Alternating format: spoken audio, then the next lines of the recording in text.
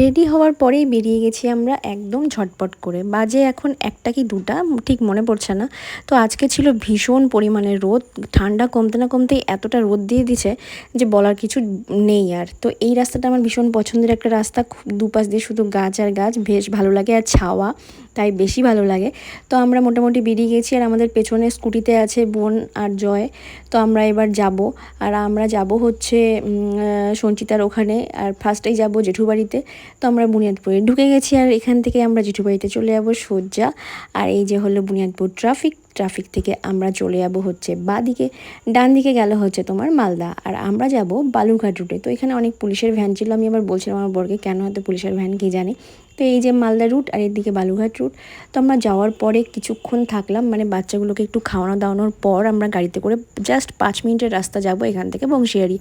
তো যারা যারা লোকাল তারা তো চিনবেই জায়গাগুলো, সেই জন্য আমি জায়গাগুলোর নাম বলে দিচ্ছি।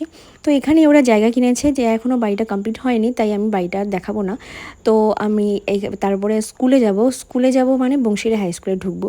যেটা আগেই বলেছিলাম যে আমরা মেনলি ফটো আর ভিডিও করার জন্য সাজুগুজু করেছি, তাই। আর এটা দেখো একটা শ্মশান। আমি তো প্রথমে ভাবছিলাম হয়তো মন্দির টন্দির হবে, যাই হোক ভীষণ সুন্দর ডেকোরেশন করা গেটটাকে। আর এই যে স্কুল, তো আমরা এখন স্কুলের ভিতরে চলে যাবো দিনের আলো থাকতে থাকতে, যে কটা ভিডিও বা ফটো তোলা যায় আর কি। তো ফটো ভিডিও তো আমি অলরেডি পোস্ট করে দিয়েছি। তো যাই হোক এবার চলে আসলাম স্কুলের ভেতরে।